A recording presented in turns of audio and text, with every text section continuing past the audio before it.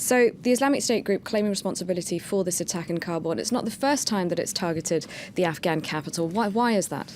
Because it's very symbolic to target the Afghan capital. And as you said, it's not at all the first time, it's the fifth time. The first time they claimed an attack in Kabul, it was June 2016, when they targeted also the Nepali forces who were supposed to protect the American embassy. And what happened today is not very far from the American embassy too. And they targeted the Hazara community twice because they say that the Hazara community is engaged in Syria on the side of the regime, because they are Shia, it's a Shia community, so it's legit for the jihadis to target them. And on the other hand, they made a very big attack lately, which was against the military hospital of Kabul, and they made a very high number of casualties. So each time there's different reasons, but anyways, they know that by hitting the capital, by hitting Western forces operational in the capital, it will have a further impact than when they hit the Afghan army, as they do almost every day now.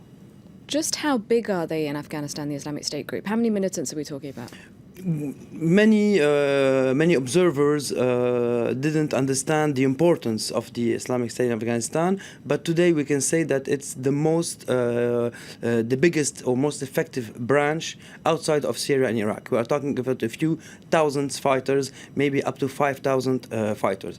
The allegiance of those fighters to the Islamic State goes back to 2014, the summer of 2014, when many from the Taliban, the Afghan Taliban, and from the TTP, which is the Pakistani Taliban, and from the Uzbek Islamic Party, joined forces to create this group. It was under the rule of Hafiz Saeed Khan, who was very quickly killed by an American drone, and his second was Abdul Rauf Khadim, which is a former Guantanamo detainee. And so they succeeded in organizing themselves, especially in the province of Nangarhar on the border with Pakistan. But there's a difference between them and the Taliban, which is that the Taliban have popular support. And up to this point, the fighters or jihadis of ISIS don't have the same popular support as the Taliban.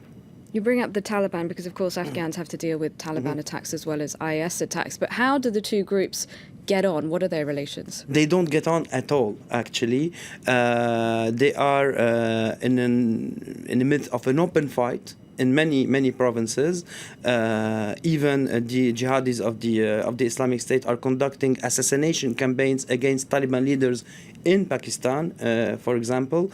And in mid-December, the ISIS from Afghanistan issued a propaganda video saying that the Taliban were apostates, which means they consider them as not Muslim, and they consider them as they can be killed.